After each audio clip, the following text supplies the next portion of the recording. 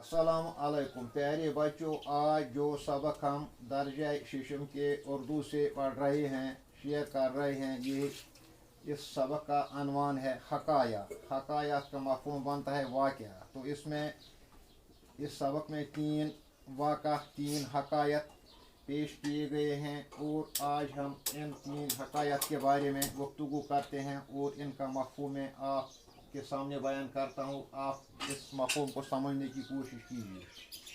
तो प्यारे बच्चों, जो पहली हकायत है, वाक़ा है, वो है 2 दोस्त जंगल के रास्ते से गुज़र रहे थे। सामने से एक रीछ आता दिखाई दिया। एक दोस्त नहायत फुर्ती से दरख्त पर चढ़ गया। दूसरे को दरख्त पर चढ़ना नहीं आता था। दूसरे ने पहले को मदद के लिए पुकारा। पहला और ऊपर चढ़ गया। तब दूसरे को एक तरकीब सूझी। दूसरे को जहन में एक मंसूबा आया। वो झट से बिल्कुल फौरन पेड़ की जड़ के पास लेट गया और सांस रोक ली। तो रीछ ने आकर इसके मुंह, नाक और कान को सूंघा और मुर्दा समझकर आगे बढ़ गया। कुछ देर बाद पहला दोस्त दरख्त से नीचे उतरा और दूसरे दोस्त से बोला, अपने इस दोस्त से बोला, रीछ तुम्हारे कान में क्या कह रहा था?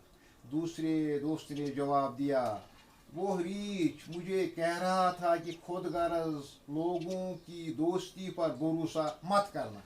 गोया कि जो खुदगर्ज दोस्त होते हैं, बेवफा दोस्त होते हैं, इनकी दोस्ती पर भरोसा नहीं करना चाहिए। तो इस तरह ये पहला वाक़ा है या पहली हकायत है। और इस सबक का जो दूसरा वाक़ा है या जो दूसरी हकायत है वो मैं बयान करता हूँ। एक शख्स दिन के उजाले में शमह लेकर बाजार में चक्कर लगा रहा था। किसी ने इससे पूछा, दिन की रोशनी में चिराग लेकर किससे ढूंढते फिर रहे हो? इस शख्स ने जवाब दिया, जिसके हाथ में चिराग था, मैं आदमी की तलाश में हूँ मगर वो नहीं मिलता।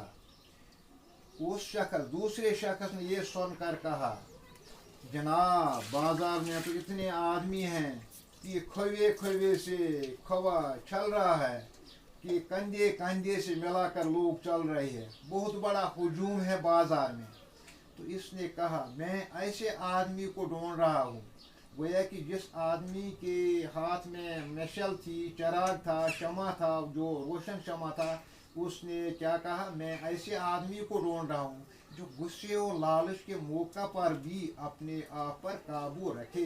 इस शख्स ने कहा, गोया कि दूसरे शख्स ने कहा, ऐसा आदमी तो कम मिलता है। इसने कहा, मगर मुझे ऐसे ही आदमी की तलाश है। तो इस तरह ये दूसरा जो वाक़ा है या हकायत है, तो ये भी मुकम्मल हुआ। अब तीसरा जो वाक़ा है या जो तीसरी हकायत है, मैं इसको पढ़ने जा रहा हूँ और आप सुनते रहिए। मैं इसका मफ़हूम साथ साथ बयान करता हूँ। तो वाक़ा है इस तरह, ये हकायत इस तरह है, मैंने कभी किस्मत की खराबी या आसमान की सख्ती की शिकायत नहीं की। मैंने कभी किस्मत की खराबी या आसमान की सख्ती की शिकायत नहीं की। एक बार ऐसा हुआ कि मैं नंगे पाँव था। मेरे पाँवों में जूता ही नहीं था और जूता भी न खरीद सकता था। मेरे पास ऐसे इतने पैसे भी नहीं थे। मेरे पास ऐसी इस्तेदाद भी नहीं थी कि मैं जूता खरीद सकूं। तो इसी गम में मैं कोफा की मस्जिद में दाखिल हुआ।